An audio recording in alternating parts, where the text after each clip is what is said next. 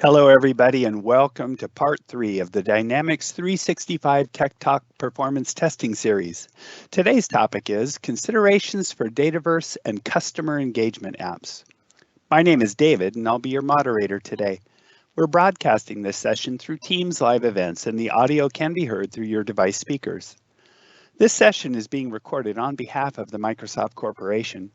When you join this event, your name, email address, and/or phone number may be viewable by other session participants in the attendee list.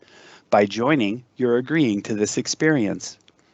The recording will be available on the Tech Talks Community Dynamics page within 5 business days. If you have questions for the presenters or need support, please use the Q&A panel located on the right side of your screen. Our presenters will be responding to your questions during today's presentation and in a brief Q&A at the end. Thank you for your patience during these announcements. Presenting for us today from Microsoft, we have Zach Olson, Senior Program Manager, and Dave Berman, Senior Solutions Architect. Zach, over to you. Thank you, David. In this session, we'll be discussing the performance testing considerations for Dataverse and customer engagement apps. Let's get started with a quick advertisement for the Dynamics 365 Success by Design Implementation Guide. This book has been written by fast-track solution architects, and it provides prescriptive guidance to implement and run a successful Dynamics 365 implementation. This is the third session of a series of tech talks dedicated to performance testing. Next up in the series is how to analyze and mitigate performance issues for finance and operations apps. This will be delivered on April 27th.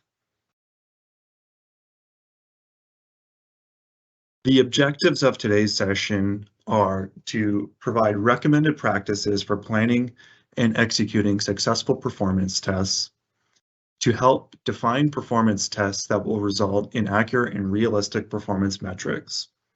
What we won't cover today is guidance on specific tooling to execute performance tests.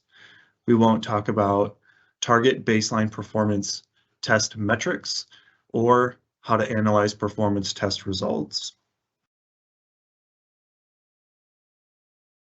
We have a handful of topics to cover throughout the session.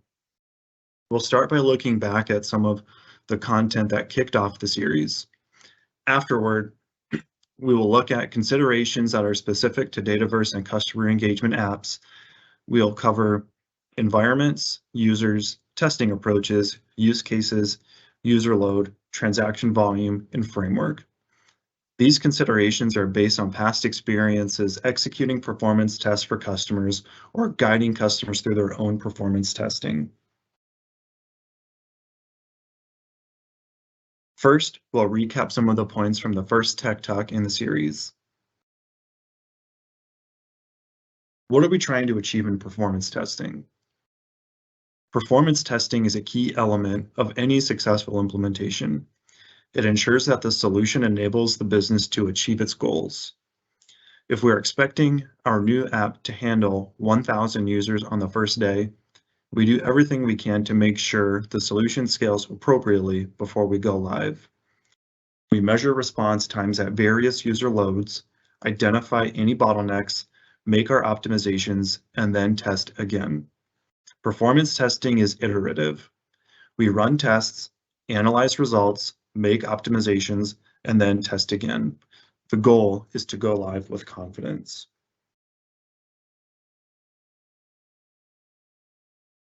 Customers often ask, why should we run performance tests? This is a cloud solution and it's Microsoft's responsibility. Microsoft is indeed fully committed to delivering a scalable platform in standard solutions. Dataverse and customer engagement apps are highly extendable. Configuration, customization, integrations, analytics, and reporting, if not done correctly, have the potential to negatively impact the performance of an application. This impact needs to be understood and managed to ensure performance remains acceptable. The on-premises mindset of fixing software problems with additional hardware is expensive and usually only a temporary fix. In some situations, additional hardware doesn't solve the issue because the solution design does not scale. For these reasons, it should be clear that it is the responsibility of the project team to deliver a well-performing solution. Performance is a shared responsibility between customer, implementation partner, and Microsoft. The customer owns the solution, describes business goals, and predicts transaction volumes. The customer also plans for performance testing and makes sure relevant resources are available for the testing. The implementation partner builds the solution, documents the customer processes, captures non-functional performance requirements, and builds a scalable solution. The implementation partner might also provide expertise and support for the performance testing execution. Microsoft manages the platform, ensures core platform components have sufficient resources, delivers solutions for performance issues within the Microsoft scope, and supports investigations into performance issues outside of the Microsoft scope.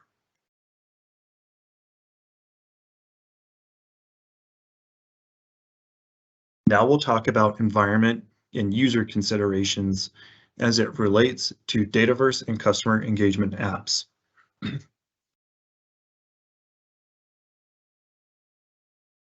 When it comes to environments, these points have been covered many times in the past. Performance testing needs to be isolated. A performance testing environment needs to be considered in the overall environment strategy, but what can often get overlooked is the impact performance testing has on capacity. Capacity is pooled across your tenant and shared among all environments and workloads. Performance tests create data that will consume your tenant's capacity. Usually, the data created by a performance test is only useful for a performance test. You should have a cleaned up strategy to avoid overages that can block admin operations like, but not limited to, creating, copying, or restoring environments, or adding a Dataverse to an environment.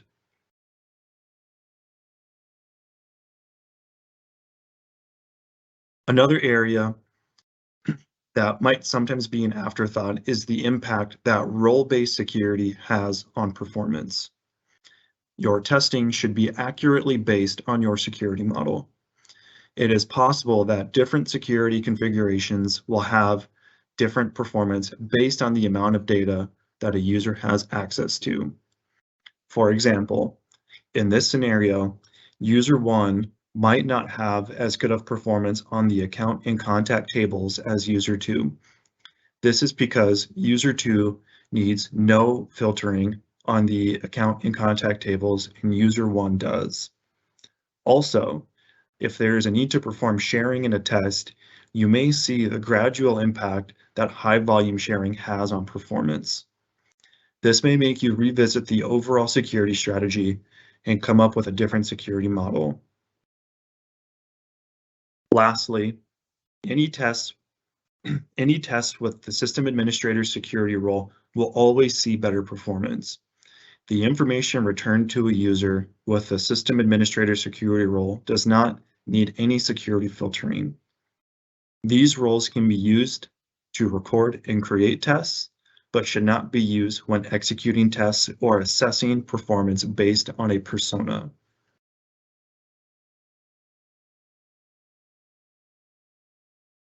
Next, we'll quickly cover the different approaches to performance testing. When we think of performance testing, we can broadly think of these 4 approaches: load testing, automation testing, batch testing, and manual testing. The load testing approach is to ensure functionality works at scale. This often happens when functional development is completed and prior to go live. You might also continue load testing as new significant functionality is introduced. This can be a regular occurrence, but less frequent than manual or automated functionality tests. For example, think spring and fall wave updates. Automated testing is a continuous process possibly built from the outputs of manual test activities or from unit testing code. This testing occurs throughout the project and through regular build or release cycles. This can be integrated into your ALM automation strategy. This approach to testing is useful for detecting regressions in functionality or degraded performance of the end user's experience. Batch testing is typically performed in cutover or data migration scenarios. In these tests, there is an emphasis on throughput measurement rather than concurrent usage or responsiveness. It is an infrequent activity, for example, maximizing throughput of your data migration stream for a predictable cutover. And finally, manual testing. Manual testing is in-sprint testing as functionality is developed and signed off. This occurs throughout the project, but is not very scalable. Automation testing is often a product of this manual testing.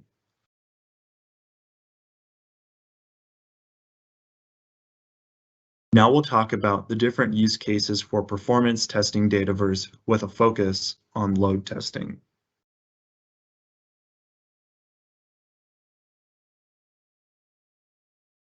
When we think about a test case, this is an example of what a single test case might look like in a model-driven application. The test includes a number of steps that simulate user actions. Each step is a transaction that is an interaction the user has with the platform. These transactions can be described as navigation, searching for data, or updating or performing an update, just to name a few. The transactions themselves may be comprised of one or more requests to the service. It is important that these tests cover the primary use cases first. Each test should be end-to-end, including realistic navigation. Some test cases can be cumulative. For example, if test case 1 is to navigate, search, and update a record, and test case 2 is described as navigate, search, and create an activity for the same record, these tests can be cumulative. In a real-life situation, a user would not perform an action on a record, then start over to perform another action on the same record, or go back to a dashboard just to navigate back to the same list of records. Conversely, if volume is low, you might add extra tests to simulate additional traffic like navigation, searching, or opening records. However, you should not do anything in these extra test cases that would interfere with the primary test cases.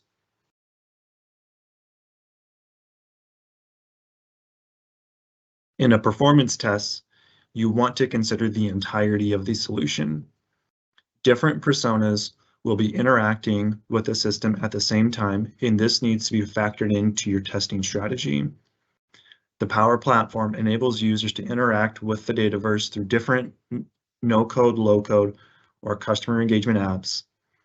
A mix of Canvas, model-driven, and Power App portals converging into one app is becoming more and more common. For example, someone making changes to a building might submit a request for a building permit through a Power Apps portal. A city user might use a model-driven app to review and approve or deny the permit. Meanwhile, an engineer might be performing an inspection and taking pictures of the property for the permit using a mobile or tablet Canvas app. All of these things will be happening at the same time. The bottom line, test it all, test it concurrently, and test it completely.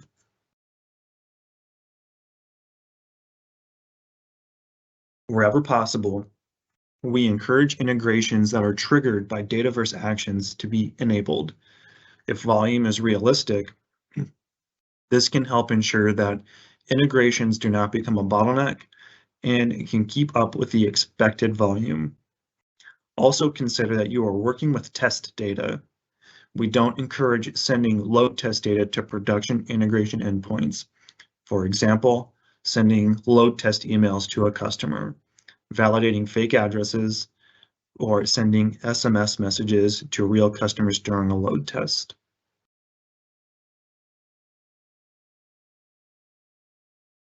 Additional considerations are the data sources that your applications read and write data from.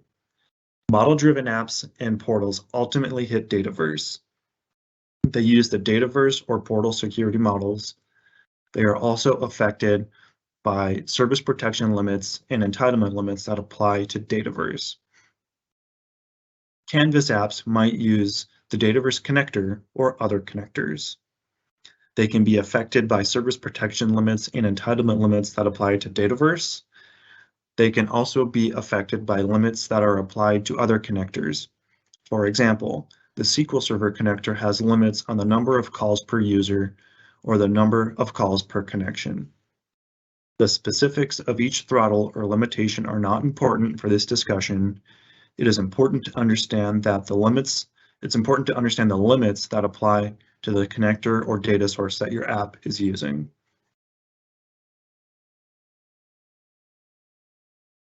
Now let's get into determining user load and transaction volume. This can be a controversial topic.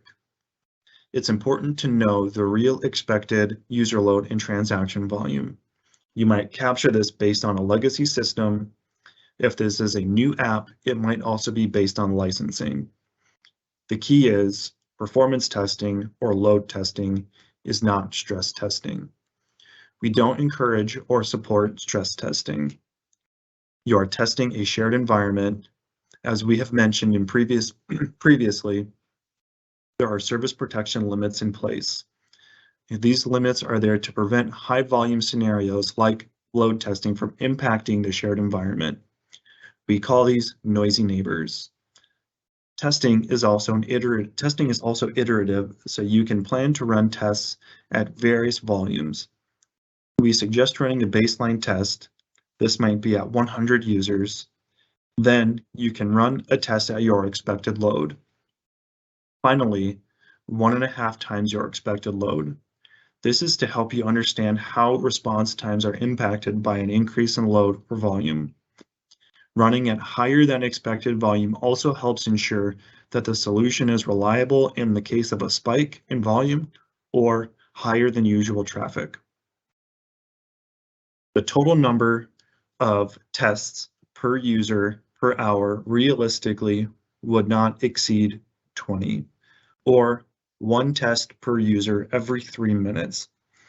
This allows users to do certain things like have conversations with customers, respond to questions, have time to think, and refill their coffees.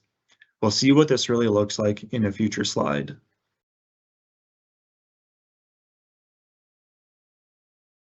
Drilling a little deeper into the service protection limits that apply to Dataverse, again, these limits are there to prevent high volume scenarios like load testing from impacting the shared environment.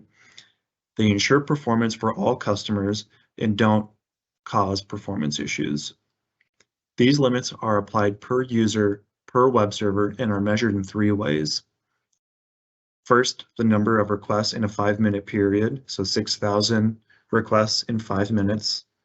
Second, combined execution time in a 5-minute period, so 20 minutes in a 5-minute period. Or third, the number of concurrent requests, which is 52. Exceeding any of these limits will cause subsequent requests by the user to fail with HTTP 429 errors. Usually, no support ticket is necessary if you hit these limits. Reevaluate the volume you are sending or review the architecture of the test.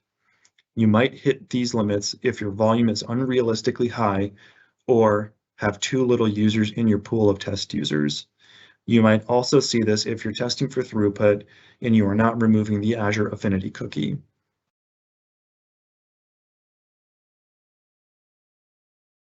Realistic versus unrealistic volume. These tables are meant to illustrate realistic versus unrealistic volume. This is based on 10 users in a system handling a lot of work on a day-by-day basis. The first column describes the scenario. This is what the user is doing. The second column describes how many total times each scenario occurs in a day. The third column divides the total volume per day by the number of users, in this case 10. The fourth column divides the amount of work per user by the number of hours in a workday, which is usually 8.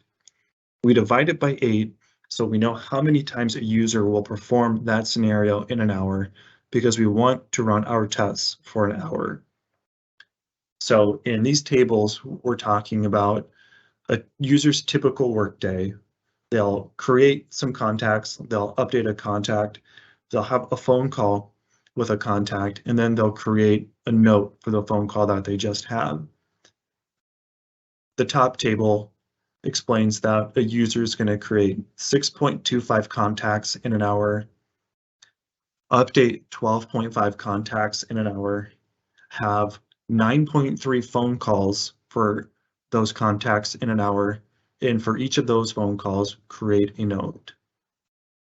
The bottom table describes significantly less amount of work. Collectively, the top table shows 10 users doing an unrealistic amount of work in an hour, and the bottom table shows 10 users doing a more realistic amount of work, but still a lot of work in an hour. Considerations for this are, how long does the phone call take? Or how many notes does a user take during and after the call? This is referred to in tests as think time.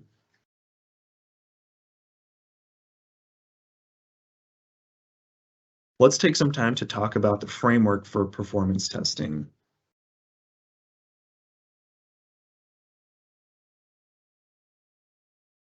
This is a list of common tools used for performance testing. It is not an exhaustive list, and not each tool is used to test the same thing. For example, load runner, JMeter, or stress stimulus are used to simulate user load and user actions. Fiddler and F12 dev tools are used to inspect traffic and diagnose browser performance. Easy Repro is a Selenium-based tool used for automated testing, unit testing, and capturing end-user experience metrics. SQL Server Integration Services, the XRM Core Library, and Scribe can be used to generate large volumes of requests and interact with services. Last, and definitely not least, is Microsoft Premier Services Performance Benchmark Assessment. This is a service provided by Microsoft to execute load tests and provide results. The deliverable of this service is only the results. This is a typical path for projects that require performance testing, but do not have the resources to do it themselves. Each of these tools serves a different purpose. Similarly, these tools show results differently. For example, load simulation tools run requests and transactions in a test sequentially and are not always an accurate representation of the end user's experience. Browser or end user-based tools like Easy Repro can use asynchronous patterns and are an accurate representation of the end user's experience. It's important to understand how to interpret the results or ask for help understanding what the results mean.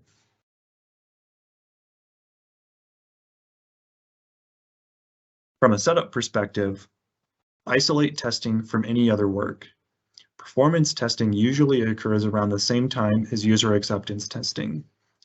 You want to consider that sample data created by performance tests can impact UAT. Development work may also impact performance testing. Solution deployments and publishing customizations will have an impact on test results and render a test execution useless.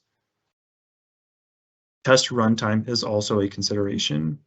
As we showed earlier, a test should run for no longer than an hour at peak load. Warm-up and cool-down periods are important. Warm-up periods are used to ramp up the test to the full user load and help the service establish caching.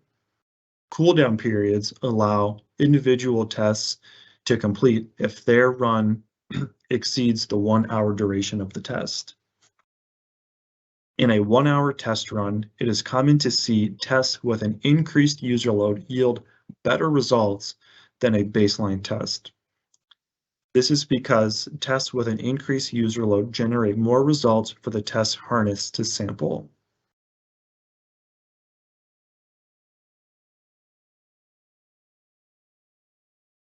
The load pattern you use can vary depending on the scenario that you're testing. There are two load patterns commonly used: constant load and step load. Constant load patterns are straightforward. A constant load test will run at a specific user load for a specific time frame, and the load does not change throughout the test. For example, 100 users for 1 hour. A step load pattern is different. Stepped load patterns will gradually ramp up user load to a specific count over a specified time frame. For example, start with 10 users, increase the user count by 10 users every 30 seconds until the test reaches a maximum user count of 200. Then the test will run at 200 users for the remaining duration of the test. Step load patterns don't use a warm-up, but the steps themselves can be considered a warm-up. Considerations to test patterns are based on the scenario. If you anticipate 1,000 users to access the application, a constant load pattern will submit the first 1,000 requests as fast as possible. This might not happen in real life or be realistic, and you may see issues. This can be mitigated with an appropriate warm-up period or a step load pattern.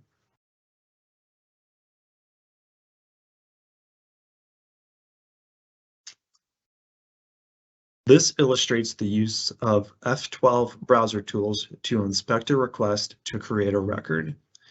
In your test, you will likely have to use the details from a record you created in subsequent requests to update or associate data. When you click Save in the command bar, a post is sent to the service with the necessary details to create the record. The service responds with a success and includes a location header in the response. The location header value has the API URL to retrieve the record you created, including your new records GUID. You can correlate the location header's value to subsequent requests that need to work with the record you just created.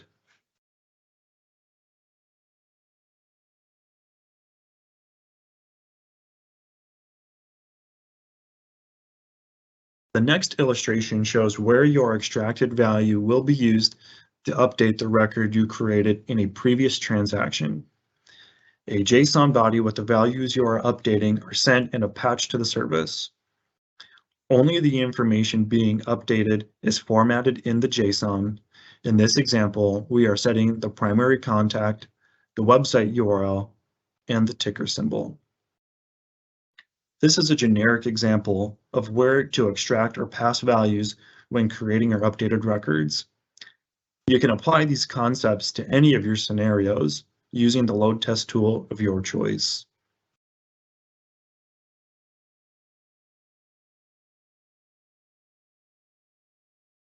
Finally, we'll cover some best practices. This is often missed. In load testing, test results are based on response times to the machine hosting your tests. If you are hosting a test in Europe and your environment is in North America, the latency between the continents will have an impact on your test results. Consider hosting your tests as close as you can to your environment.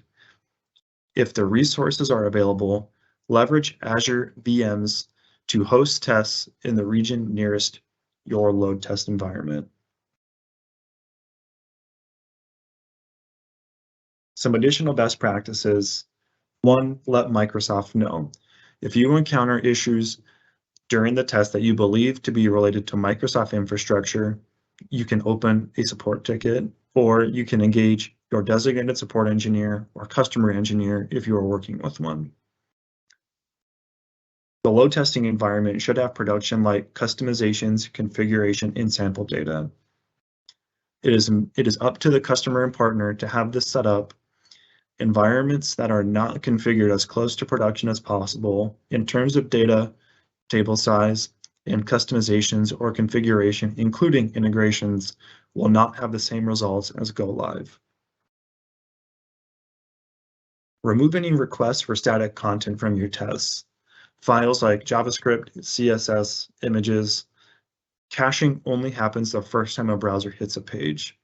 It is not real life or realistic to include this content in your tests.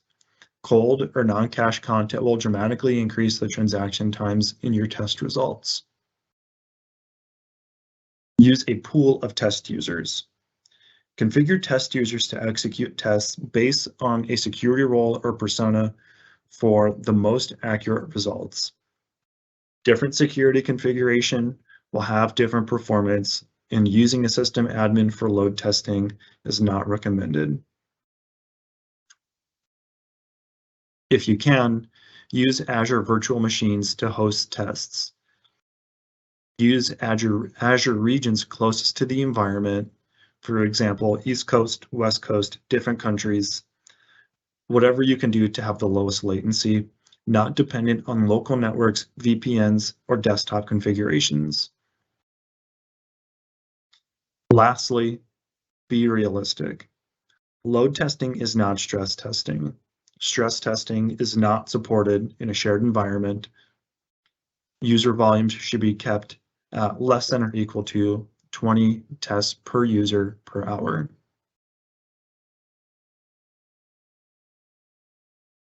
And now we can open it up to some Q&A. Thank you, Zach. So it's been a bit quiet on the Q&A front so far. We've had a question around how Dataverse environments are sized based on load and whether they vary based on usage. And I've put a link in the chat to a recent video from our colleagues in the PowerCat team who recently interviewed Sri from the infrastructure team, who went into great detail about kind of how we size our environments and how they're scaled out. And so on and so forth. There's nothing, documented on that specifically in terms of, the standards that we provide, and it's part of the kind of evolving managed service that we have in that we're constantly monitoring and improving on that. But the video there will give you some really good guidance there. Yes, we've also. Yeah, sorry. We've also had a question around what tooling we recommend. Is that one you want to cover, Zach, or do you want me to take that? I think we can both cover it. Why don't you go first, and then I'll share my opinions on that next. Yeah, sure. I mean, so just to reiterate the start of the deck, really, that we specifically called out that this wasn't really in scope for today's tech talk.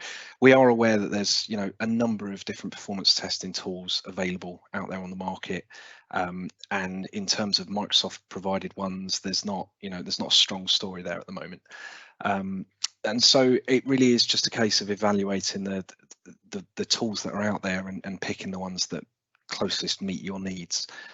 We don't specifically recommend any particular tool over any other tool. And I just encourage people to do the research and understand what their requirements are and pick the right tool accordingly. Zach? Yep, I agree 100%. And I would say if there's a tool that is used to do any one of these things that you're trying to test, use what you're most comfortable with. Obviously, some tools offer a little bit more than others in terms of integration or connectors. But in terms of a tool specifically, we're not going to have a specific recommendation. So if there's a tool that your company or your implementation partner has standardized on, in most cases, that tool is probably going to be okay. I think, too, you can take it a step further and use a combination of tools. There's a peer on my team that explains this really well about having a macro focus and a micro focus on automation testing. And the macro focus on automation testing is using some type of tool to simulate user load and user actions on the service.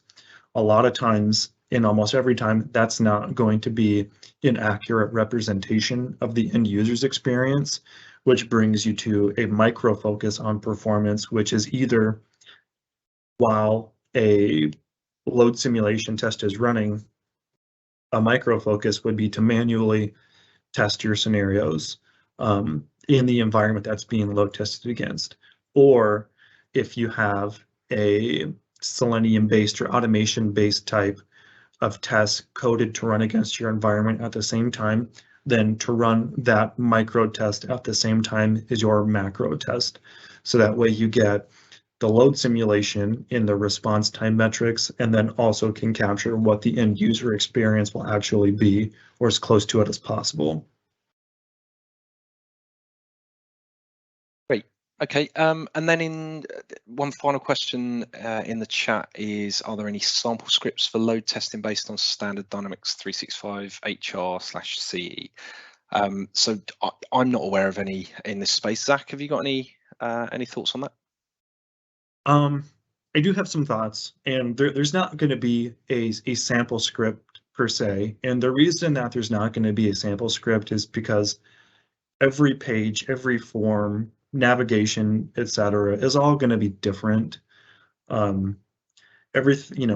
I load a page, an account page or an account form, and David loads an account form from a different environment, my page could have 100 requests executed through JavaScript, or could be impacted by maybe some other server-side code, and David's might be 100% vanilla and look much better. So we lean on customers to assess and create them themselves, and if they have trouble too, then they can reach out to the community for assistance on creating a script that best suits their scenario. Perfect. Okay. So there's no other questions in the chat. I suggest maybe we look at wrapping things up. That sounds great to me. If there's no other questions, then David, back to you. All right. Well, thank you very much, Zach, and thank you, Dave. I've posted a link to a short survey in the Q&A panel, and we'd like your feedback on today's session and hear what you'd like to see in future events. Thank you for your participation. As a reminder, the recording of today's session will be available on the Tech Talks Community Dynamics page within 5 business days. I'd like to extend a big thank you to our presenters and audience for joining us today.